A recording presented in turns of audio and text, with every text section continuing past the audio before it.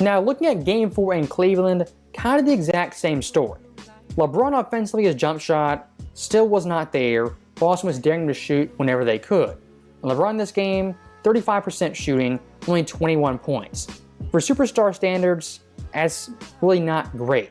Why Cleveland won Game 4 was due to their defense and not LeBron James, as LeBron, quite honestly, still big time net negative. His jump shot simply was not falling. And here, we talked about him becoming a jump shooter. You see 5 Celtics back, and they're content with him just taking jump shots. Here it is again. We're going to lock in. We're going to bait him into taking these long jump shots. Again, back up off him 1-4 set, and all of a sudden it's a tough angles to pass at. Okay.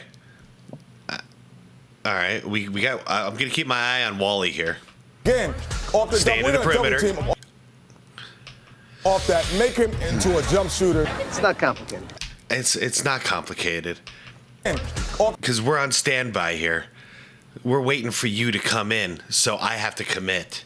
That's all you had to do. And then you freaking pop it out to Wally for the wide open 3, bro. We're going to double team him. But you didn't commit. Make him into a jump shooter. You didn't do it. You fell into the trap of jump shooting. It's not complicated. So look, for LeBron's offensive arsenal, like I said earlier, in transition, an absolute beast. In the half court, above average, but not great. It's a shot chart that looks like Shaquille O'Neal. Like this should be. If you told me that was Shaq's shot chart, I'd be like, "Yup, looks like shit. Looks like Shaq." Oh, what was he doing taking these couple of shots? That's silly. But outside of that, all the makes, yeah, that's a Shaquille O'Neal shot chart. And the only difference is Shaq would have been like 60%, 70% shooting. Or, above average, but not great. And for Game 4, LeBron James being pretty meh offensively, the Cavs in the fourth quarter defensively locked up. Yo, he was doing that blowing on the hand thing. James being pretty meh offensively, the Cavs in the fourth quarter defensively. Oh no, I saw it wrong. My bad. Locked up Boston to 31% shooting. For the Celtics. I guess he started that blowing in the hand thing after he started. 5 to shoot. Now the defense by Garnett. Here comes alleged working on the Balco. mismatch of Delonte West. Rebound by Vernon. A very tough shot. They double Allen. Here's Garnett. Only 6 Good defense. Good defense. Good defense. Take it. Who no goes back. That was a good look. There is Gibson, a screen, and that was clogging up the defense by Rondo. How was that created? John Rondo picked up by Vernon, who no goes back on. Oh, okay. There was nothing big there. Gibson, a screen, and that was clogging up misread the on the switch. Rondo. Pop it. Allen from Pierce over short. He knew it too. And the rebound, volleyball inside, picked up by Joe Smith. What'd you think, Doug? I tell you, impressive defense, and I'm really impressed with Cleveland. Both these teams struggled so badly offensively. But what ended up happening tonight is Cleveland came up with the big plays when they needed it. And Anderson Varejao and Joe Smith off the bench, what they did as big men in that fourth quarter, and then timely shooting by Daniel Gibson. So that right there from these so-called bums, some pretty great play. And the series being tied 2-2, honestly, kind of a miracle. And looking back on it, if LeBron played halfway decent, even a little below average, the Cavs at this point play up 3-1 and control the series. But with LeBron playing so poorly, it's only tied 2-2. 0 for 6 from deep. He was 4 for 4 in the paint. 0 for 6 from outside the paint. I can't. Dude. It's so weird. It's so much worse than I remember in the moment back then, and it just shows how things, your perspective is messed up when you're cheering for somebody. Because I was cheering for LeBron here, I was rooting for the guy. But you can't deny these freaking numbers. Dude, and look at his overall numbers: 18.8 69% from the free throw. Points, abysmal. 5.8 turnovers, atrocious. 25% shooting, 25% from 3, and from line. Uncut. If you could put the assists next to the turnovers moving forward, that would be freaking awesome. I there's so many there's so many games I've seen of LeBron where you think, okay, cool, he's got like 7 assists, but then if you scroll all the way to the right of the stat chart, and you go, oh, I also had eight turnovers or 7 turnovers. I'm like, okay, well, you just cancel it out there. So I'd be curious to see how often he's canceling out all those assists, making those assists basically mean they're worthless at that point. Sub 70%. If the Cavaliers supporting cast were so bad, so abysmal, these guys were absolute bums. They were carrying him. How can LeBron play that bad versus the Celtics and still tied 2-2? The answer is quite simple.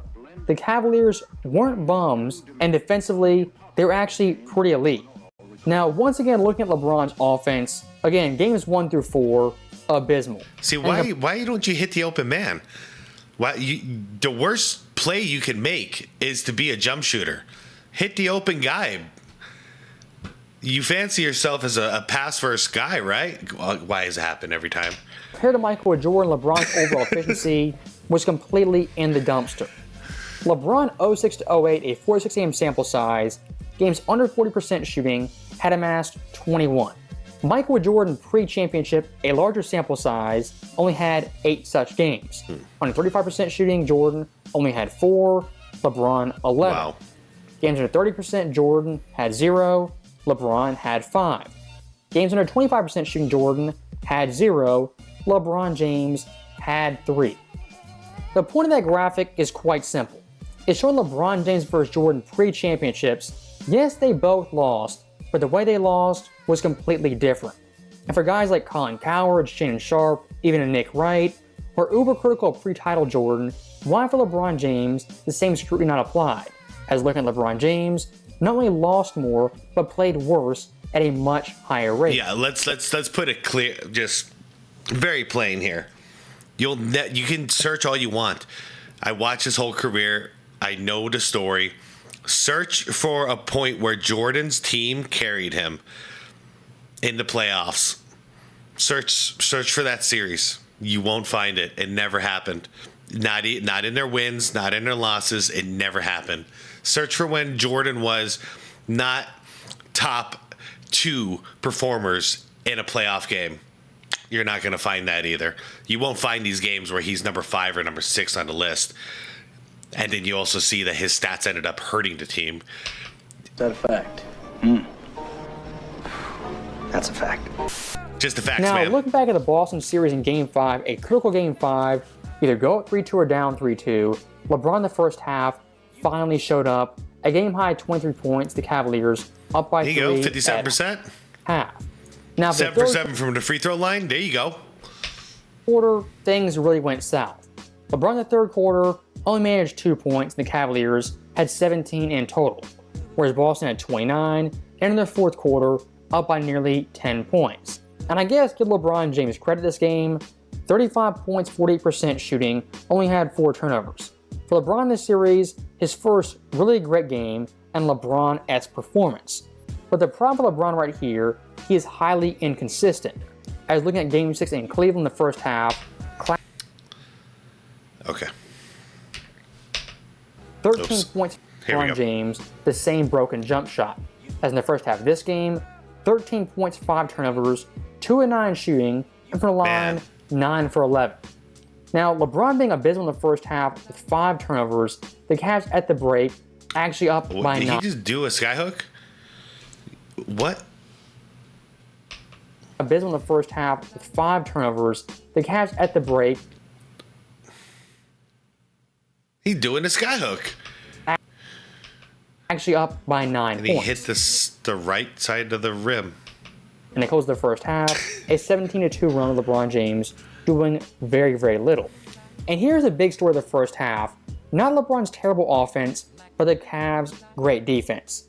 Game 6 in Cleveland was an absolute slugfest, as Boston in the first half only managed 33 points. Boston was supposed to come in and get this thing done, put Cleveland to sleep. Well, we're looking good early. You know, we got a 6-point lead. The Cavs can't shoot straight. LeBron's 2 for 9. He's got 5 turnovers. and then the roof caves in. Once again, a big free throw disparity, playing into something that you, Michael, mentioned a little bit earlier on the show. Automatic part of the travesty. advantage. It doesn't add up that Cleveland could be up 9. As much as they were outplayed throughout the first quarter and the first 4 or 5 minutes of the second quarter, here they are up 9. They're in control of this game, once again, the home team. LeBron James came into this game shooting 31%, John, for the series. He should be hanging a help wanted sign on his back. For this Cavaliers By the way, team, just to point out real quick, this is before Clutch Sports, before those days. They used to highlight this. They used to show us. They'll bury that crap now. Hanging a help wanted sign on his back. For this Cavaliers team in 08, they're a very, very odd team. Offensively, very, very streaky and downright bipolar.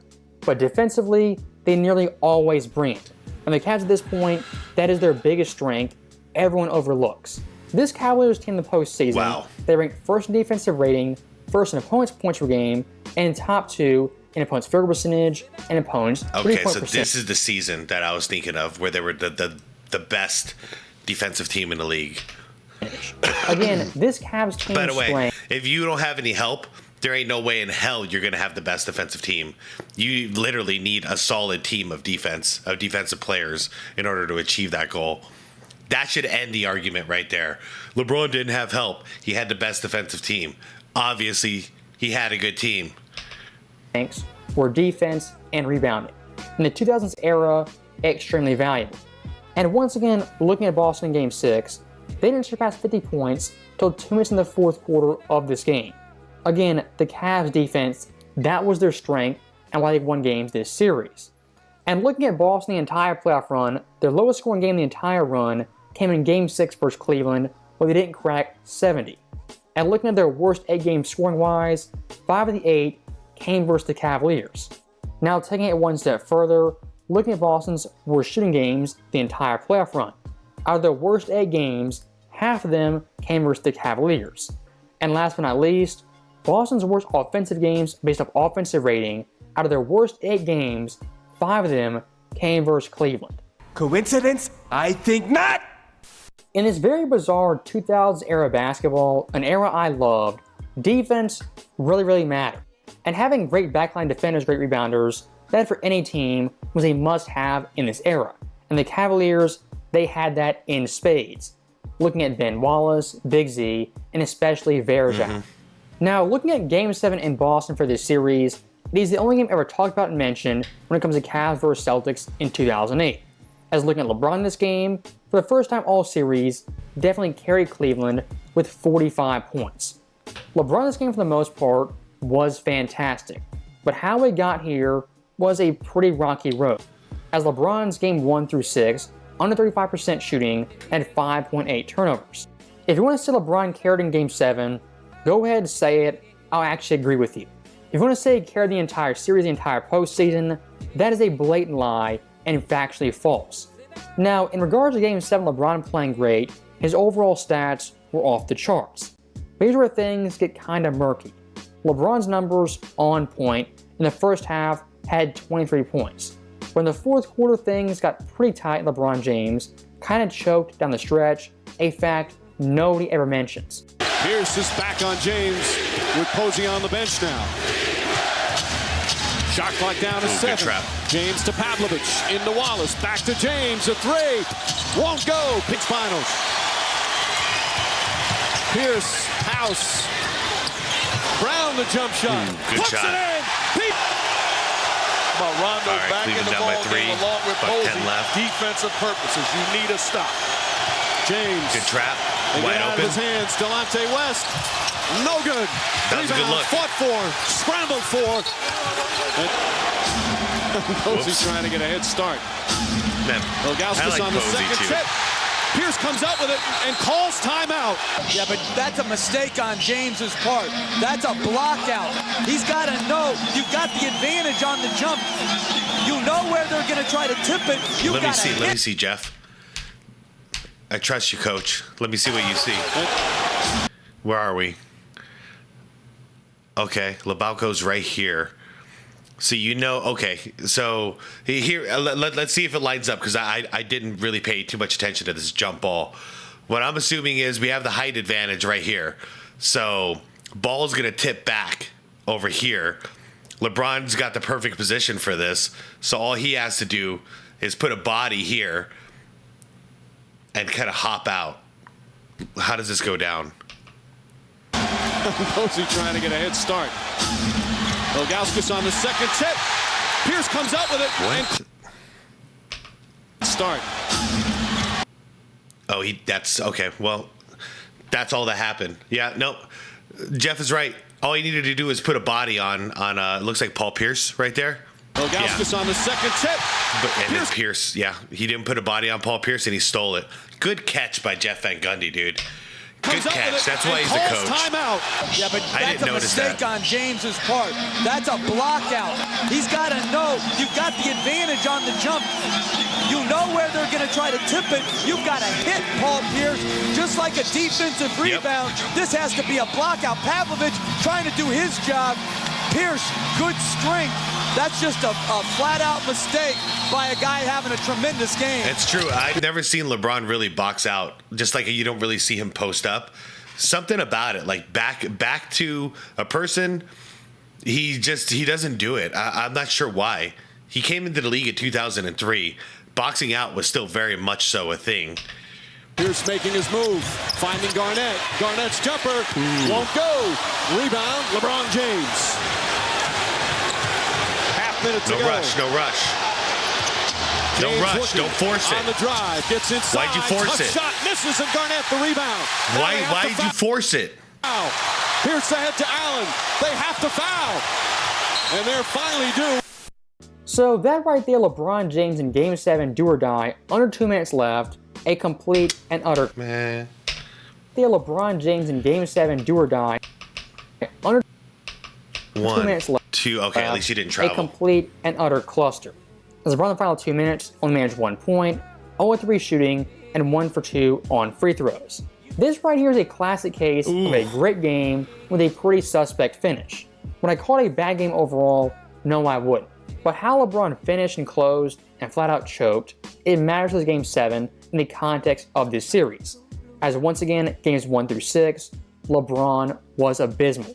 Look, when it comes to Cavs vs Celtics matchup, it was a very evenly matched series that went down to the wire.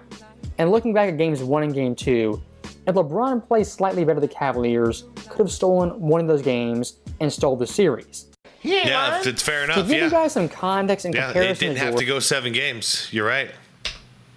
Only one time in his career ever was he below 40% shooting. That came versus Miami in 1997. Worst series. LeBron in a 1997, huh?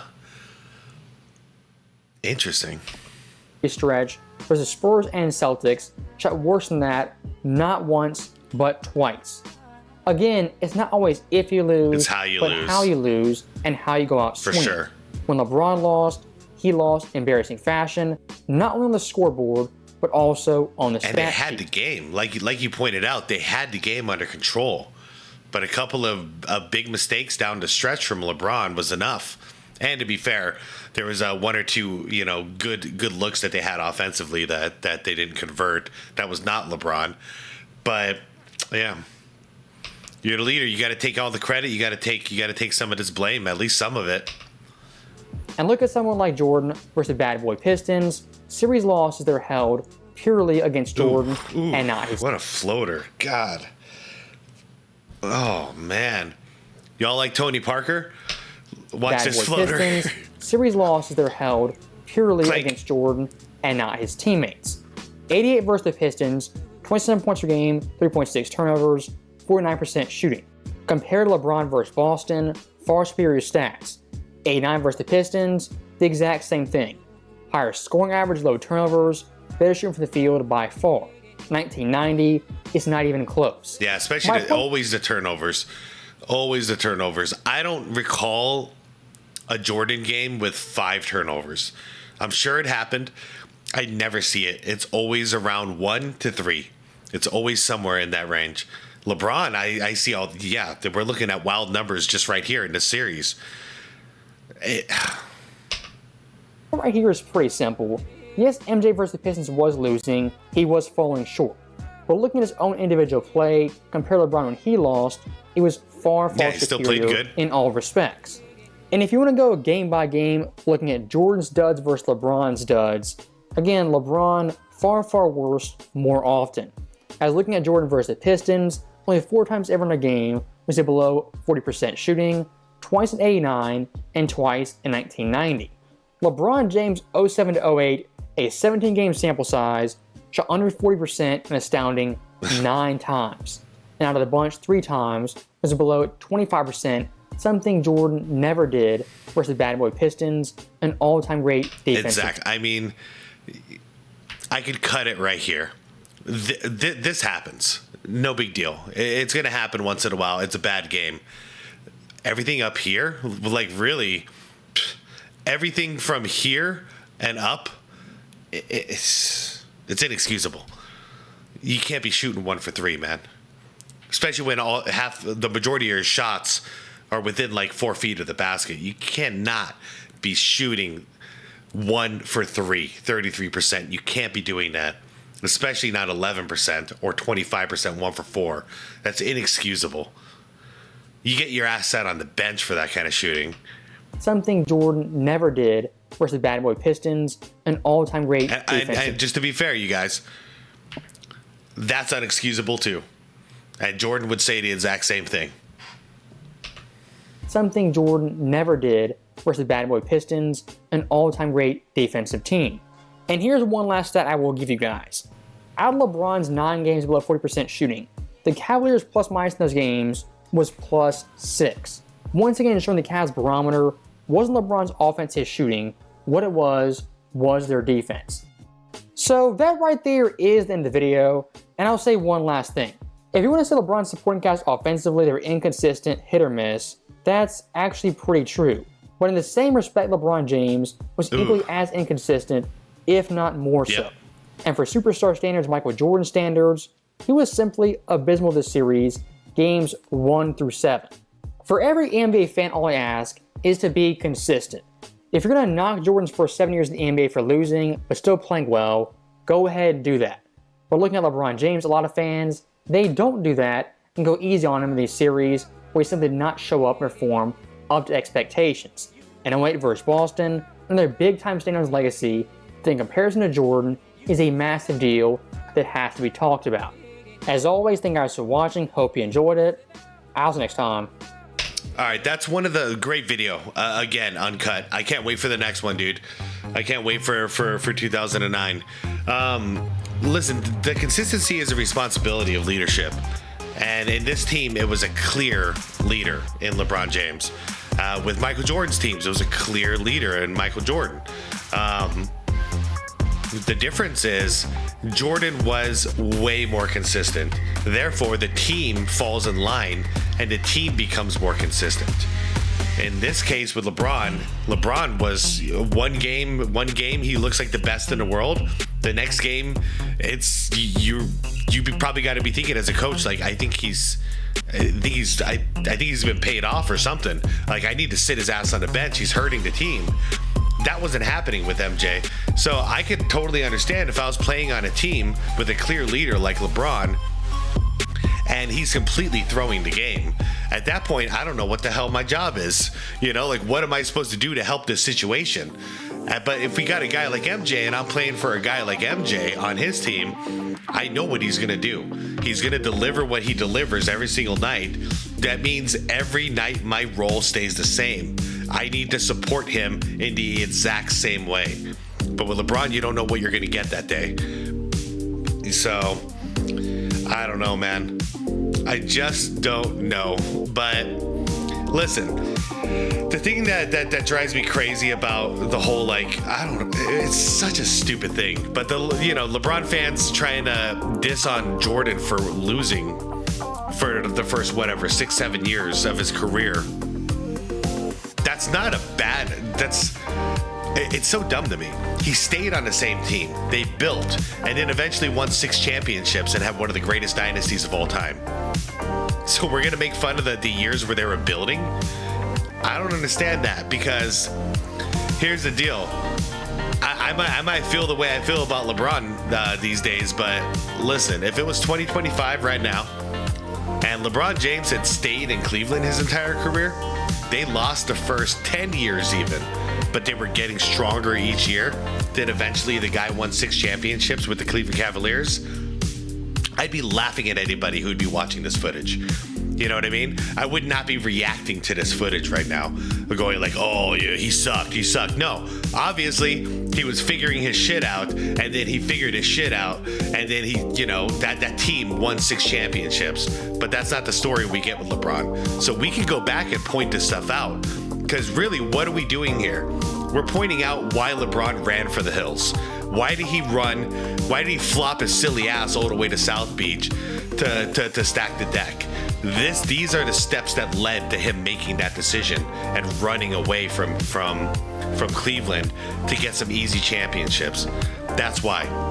If Michael Jordan would have done the same and joined up with the Pistons or with Boston or with Philly or whatever the case may be, if he would have done that instead of stayed with Chicago and won those championships, we would have done the exact same thing.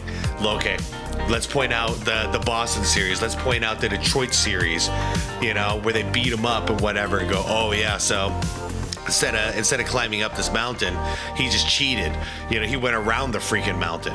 Like, we would not be respecting Michael Jordan whatsoever if that was the case. With that, guys, I think I'm out. I don't know how long this video is. Once again, I tried to keep it a little bit more chill, but it's hard when Uncut is showing these great clips provided with these great statistics. It's hard for me not to, do my part, which is react to it, point out what I see. And anyways, hopefully it's not an hour again. I'll go ahead and head out for now. Guys, thank you so much for watching. I appreciate you all. Like the video, subscribe to the channel if you want more content like this. And most important, actually, one more time, the link is down below for Uncut's original video. If you liked it, share it with a friend. Or if you're not subscribed over to his channel, head on over, do your thing. Uncut, if you happen to watch this, I tip my hat off to you, sir. You're doing some amazing work this year. All right, with that, I'm actually out. Be water, my friends.